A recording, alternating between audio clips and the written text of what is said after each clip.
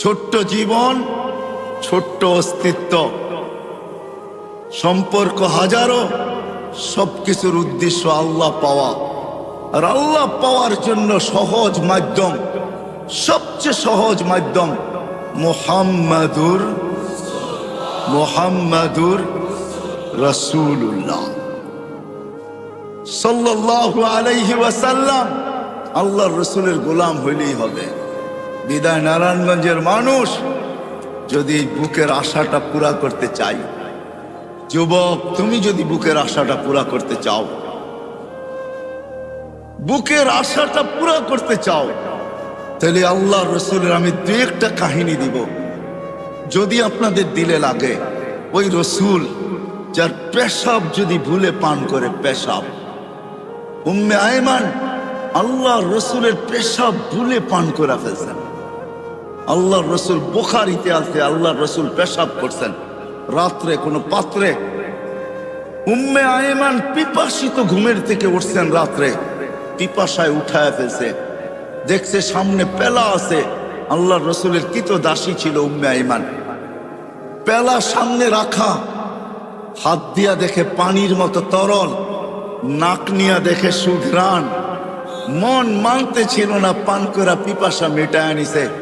সকালবেলা আল্লাহর রসুল যখন ঘুমের থেকে উঠছেন, তো বলছে উম্মে আয়মান পাত্রে কিছু জিনিস আছে, বাহিরে নিক্ষেপ করো।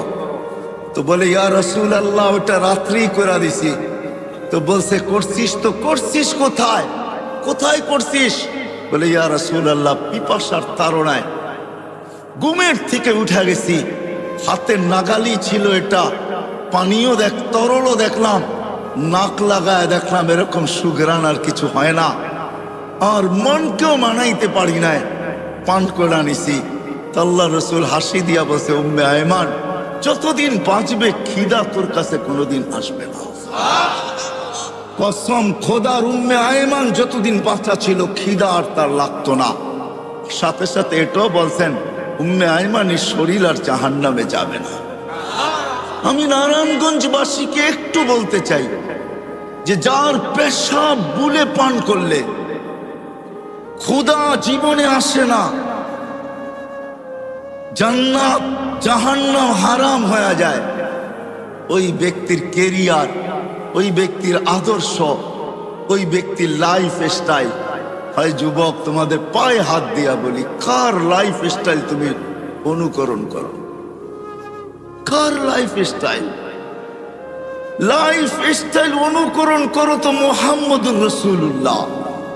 খোদার কসম, চুল কাটা তোমাকে জান্নাতে নিয়ে যাবে, চুল কাটা। মুহাম্মদুর রাসূলুল্লাহর পোশাক তোমাকে জান্নাতে নিবে। যদি পেশাব জান্নাতে নিতে পারে তো পোশাক কেন নিবে না? আমাকে যুক্তি দেন। পেশাব যদি জান্নাতে নিতে পারে তাহলে চুল কাটা কেন নিবে না? পোশাক যদি নিতে পারে তো দাড়ি রাখা কেন নিবে না?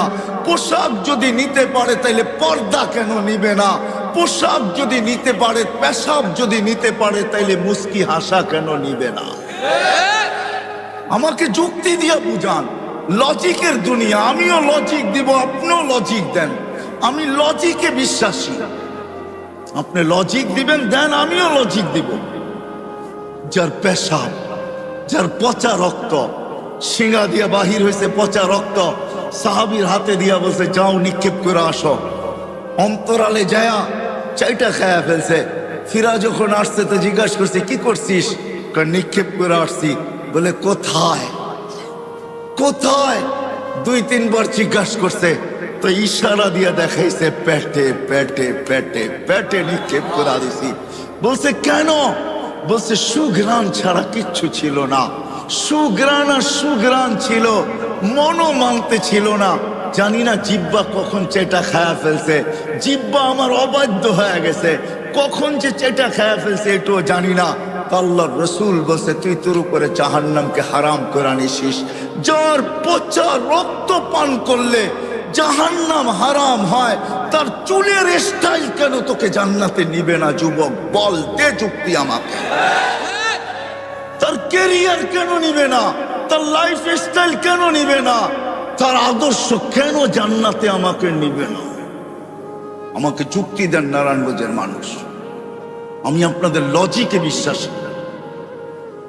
হায়, যার ছোঁয়া পাইলে ভাগ্য খোলে, ছোঁয়া পাইলে ভাগ্য খোলে। ছোঁয়া মরা খেজুর গাছ আল্লাহ রসুলের পিঠের ছোঁয়া পাইছেন, ভাগ্য আজকে খোলে নাই, চিরদিনের জন্য খুলছেন। মেম্বরে পা দিতে দিলে খেজুর গাছ বাচ্চার মতো চিৎকার দিতে দেরি করে নাই। আল্লাহ রসুল নাইমা আয়েশা হাত বুলাইতে বুলাইতে বুঝাইতেছিলেন, সান্ত্বনা দিতেছিলেন, কাঁদিস না, তোকে ছোঁয়া দিতে থাকবো। তাও কান্না থামে নাই। বলছে না, শুধু ছোঁয়া দিলে হবে না। মেম্বরে উঠলেন তো উঠলেন কেন? শুধু ছোঁয়া দিয়ে আমার মন ভরবে না, আপনি পায়ে আমাকে ছোঁয়া দিয়ে মেম্বরে উঠবেন, এতটুকু আমার মন ভরবে না।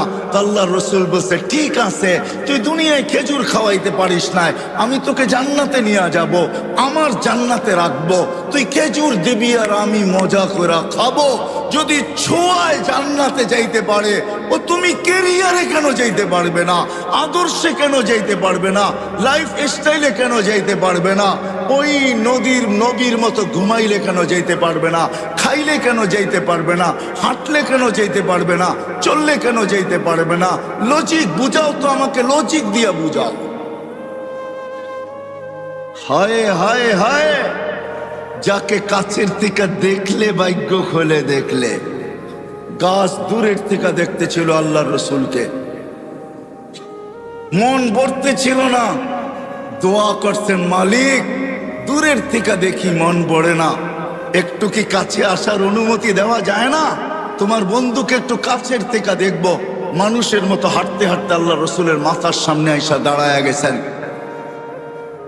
মন পড়ে আল্লাহর রসুলকে দেখছেন, আবার জায়গায় চলে গেছেন। ঘুমের থেকে উঠছেন তো জাবের রাদিয়াল্লাহু তাআলা আনহু বলতেছে, ইয়া রাসূলুল্লাহ দেখলাম তো। দেখলাম কি? বলে কি দেখছিস? বলে ওই গাছ মানুষের মতো হাঁটতে হাঁটতে আসছে, আপনার মাথার কাছে দাঁড়ায়া আবার মানুষের মতো হাঁটতে হাঁটতে চলে গেছে। তো আল্লাহ রসুল বলছে ও দূরের থেকে দেখতে ছিল, মন ভরতে ছিল না, তো হাত উঠায় দিছে, মালিক এত কাছে বন্ধু আসলো, আপনার বন্ধু আসলো, আমি দূরের থেকে দেখা মন ভরে না, একটু কি অনুমতি আমাকে দেওয়া যায় না যে আমি একটু মাথার কাছে দাঁড়ায় দেখবো, নিজের মনটাকে ভরবো? হায় হায় হায়, যাকে দেখা উঠ সেজদা করে উঠ। আল্লাহ রসুলের সামনে উঠ সেজদা করতেছিলেন, উঠ। সাহাবা বলছে, ইয়া রাসূলুল্লাহ নাহনু আহাক্কু বিহা, উঠ যদি আপনাকে সেজদা করতে পারে তাহলে তো আমরা বড় অধিকার রাখি। তো আল্লাহর রাসূল বলছে, লাউ আমারতু আহাদান আন ইয়াসজুদা লি আহাদিন লা আমারতু নিসা আন ইয়াসজুদনা লি আজওয়াজিহিন্না। কোন মানুষকে যদি আল্লাহ ব্যতীত কারো সেজদার বৈধতা থাকতো, তাইলে আমি স্ত্রীকে বলতাম সে যেন স্বামীর পায়ে ডেলি সেজদা করে। না না, উঠ করছে বিদায় তোমরা করতে পারবে তা হবে না, তোমাদের সেজদা একমাত্র আল্লাহর জন্য হবে। হায়, আমি কতটুকু বুঝাবো আর? হালিমা সাদিয়া যখন উঠছেন আল্লাহর রসুলকে গাদার উপরে নিয়া, তো যাইতেছিলেন নিজের এলাকার দিকে, গাদা ঘুরা গেছে বাইতুল্লাহর দিকে, ঘুরা এক সেজদা লম্বা, দ্বিতীয় সেজদা আরো লম্বা, তৃতীয় সেজদা আরো লম্বা। গাদাকে জিজ্ঞাসা করছে হালিমা, আরে এত লম্বা লম্বা সেজদা, সবাই চলে যেতেছে, আমি যাব না। আমি সেজদা দিব না তো দিব না কেন? আমি সেজদা ওই আল্লাহকে দিব না তো দিব না কেন, যে আল্লাহ দুজাহানের বাদশার জন্য আমার পিঠকে নির্বাচিত করছে। আমি সেজদা দিব না তো দিব কে? ওই মুহাম্মদুর রাসূলুল্লাহ। ও যুবক, তোমার পায়ে হাত রেখা বুঝাইতেছে, আসো, জীবনটাও ছোট, অস্তিত্বটাও ছোট।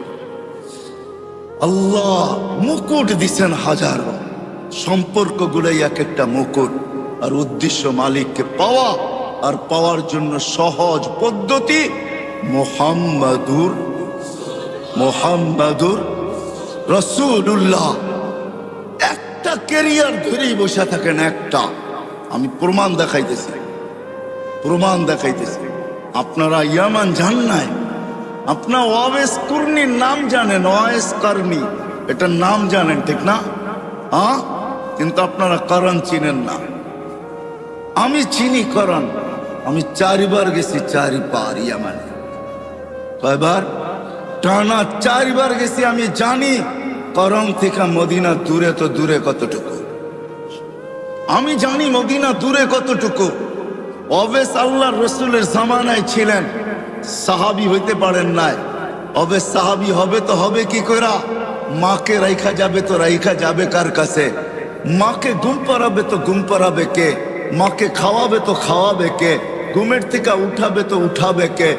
মার গোসল করাবে তো করাবে কে? মার সেবা করবে করাবে তো করবে কে? অবেস মাকে ছেড়া যান নাই।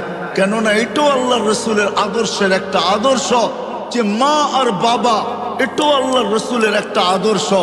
অবেস মাকে ধরা পড়া ছিল, সাহাবী হওয়ার সুযোগ পায় নাই, একটা আদর্শকে ধরা পড়া ছিল। বিদায় আল্লাহ অবেসকে চমকাইছে এতটুকু, বলছে বন্ধু অবেস সাহাবী হইতে পারে নাই, কিন্তু আমি আপনাকে বলতেছি বলা যান যে অবেসকে পাবে সে যেন আপনার উম্মতের জন্য অবেসের হাত দুটা উঠাইতে বলে। কেননা অবেস হাত উঠাইতে দেরি, আমরা কবুল করতে দেরি করি না। কেননা অবেস আপনার একটা আদর্শ নিয়ে পড়া আছে, মা মা মা। মাকে ছেড়া যাব তো যাব কি করে?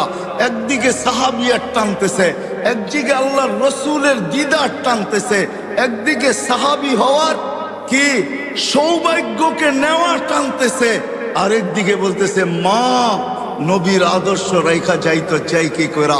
সাহাবী হইতে পারেন না। আল্লাহর রসুল বলছে ওমর কেউ পাবে না কিন্তু তুমি পাবে, আলী কেউ পাক আর না পাক তোমরা দুইজনে পাবে। যখনই অবেসকে পাবে তো বলবে আমাদের জন্য যেন হাত উঠায়া দেয়, আমার উম্মতের জন্য যে হাত উঠায়া দেয়, আর তোমাদের জন্য দোয়া করায় নিবে। আর রাখো আমার এই জুব্বা, অবেসকে পাইলে আমার জুব্বা অবেসকে পড়ায়া দিও। এক আদর্শ নিয়েছিলেন।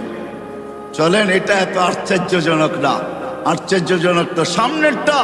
অবেসকে যেদিন মার সেবার বদলা দিবে আল্লাহ, জান্নাতের গেটে দাঁড় করায় দিবে। অবেস যখন জান্নাতে ঢুকতে থাকবে তো আল্লাহ থামায়া দিবে আর বলবে অবেস আজকে জান্নাতি দোজখী সবাইকে আমি দেখাইতে চাই, তুমি যে আমার নবীর একটা আদর্শ নিয়ে পড়া ছিলা, সাহাবী হইতে পারো নাই, তাবেই হইছো, ওই মার সেবার বদলা আজকে জান্নাত জাহান্নাম সবাইকে দেখাবো। কি দেখাবেন? তো আল্লাহ ঘোষণা দেয় অবেস জাহান্নামে যার উপরে তুমি আঙ্গুল উঠাবে তোমার আঙ্গুলের ইশারায় তাকে আমি জান্নাতে দিব। অবেস আঙ্গুল উঠাইতে থাকবে, কাতারে কাতার জান্নাতে যাইতে থাকবে। আল্লাহ রসুল আরবের এক কবিলার নাম দিছেন যে এই কবিলার সমপরিমাণ লোক জান্নাতে যাবে। কসম খোদার, আল্লাহ রসুলের একটা কেরিয়ার ধরা পড়া থাকে, একটা আদর্শ ধরা পড়া থাকে, একটা আদর্শ, একটা কেরিয়ার, একটা লাইফ স্টাইল নিয়ে পড়া থাকো যুবক।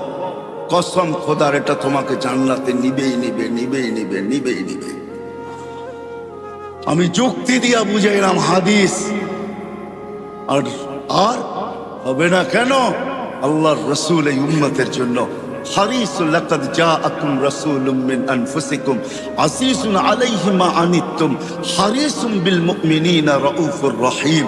ওই নবী যিনি আরশে যে আমাদেরকে বলেন নাই, সারা জীবন কাঁদতে কাঁদতে কাঁদতে কাঁদতে একদিনের জন্য চোখের পানি শুকায় নাই। নাইলে জিবরিল মিকাইল কোনোদিন মিথ্যা বলতো না। জিবরিল মিকাইল দুজন জিজ্ঞাসা করছেন মা জালা আরাকা তাবকি, যখনই দেখি আপনার চোখে পানি কেন টলটল করে? বলছে যেদিন থেকে জান্নাত জাহান্নাম দেখা আসছি ওদিন থেকে চোখের পানি থামে না। যে সারা জীবন চোখের পানি ঝরাইছেন, মৃত্যু লগ্নে যখন যাইতেছেন তখনও চোখের পানি ঝরতে ছিল। জিবরিল আলাইহিস সালাম জিজ্ঞাসা করছেন আনতা ইলা রাফিকে তাবকি আনতা ইলা রাফিকিল আলা আল্লাহু ইয়ান্তাযিরুক। এখনো কাঁদেন? আল্লাহ আপনার অপেক্ষায় অপেক্ষমান। উপর জগতে খুশির বন্যা চলতেছে, এখন বন্ধু বন্ধুর সাথে আইসা মিলবে, এই জন্য সমগ্র জগতে খুশির হুল্লোড় চলতেছে। আর আপনার চোখে পানি কেন? আপনি তো এখন আল্লাহর সান্নিধ্যে যাবেন, আপনার জন্য ঊর্ধ্ব জগতে খুশির বন্যা বইতেছে। সমগ্র জগৎকে সাজানো হয়েছে আজকে বন্ধু বন্ধুর সাথে চিরদিনের জন্য সাক্ষাৎ করবে। আপনার চোখে পানি কেন? বলছে জিবরিল ফামান লিবাদিলি উম্মতি, এক প্রশ্ন এখনো বাকি, আমার পরে উম্মতকে দেখা রাখবে কে? নারায়ণগঞ্জের মানুষ এখানেই শেষ না, কবর থেকে কানতে কানতে উঠবে ওহুয়া ইয়াকুম ওয়ায়াবকি ওয়ায়াকুল জিবরিল আইনা উম্মতি, উঠবে আর কাঁদবে আর বলবে আমার উম্মত কোথায়, আমার উম্মত কেন রিসিপশনে আসে না। যখন মাকামে মাহমুদে নিয়ে যাওয়ার জন্য উঠানো হবে, মাকামে মাহমুদে যায় ও হাত রাইখা বলবে বসবো না। আল্লাহ বলবেন কেন বসবেন না? বলে আমার উম্মতকে, পিপাসিত উম্মতকে আমি বসলে পানি পান করাবে তো কে করাবে? আমি তো দুনিয়াতে বইলা আসছি মাওয়াইদুকুমুল হাউজ, উম্মতকে কানে কানে বইলা আসছি সাক্ষাৎ হাউজে কাউসারে সর্বপ্রথম হবে, আমি নিজের হাতে তোমাদেরকে পান করাবো। ঠোঁট উম্মতের হবে, হাত আমার হবে, আমি লাগায়া পান করাবো আর বলবো লা তাসমান বাদাহা আবাদা, আর কোনোদিন পিপাসা তোর কাছে আসবে না। এই পানি কে পান করাবে? তারপরে পুলসেরাতে মিজানে দৌড়াবো, পাল্লা যদি সামনে না ঝোঁকে তো এখানে দাঁড়াই হাত উঠাবো আর চিৎকার দিয়া বলবো আমা কুলতালি, আপনি কি আমাকে বলেন নাই সাউফা ইউতিকা রাব্বুকা ফাতারদা, আপনাকে রাজি করা ছাড়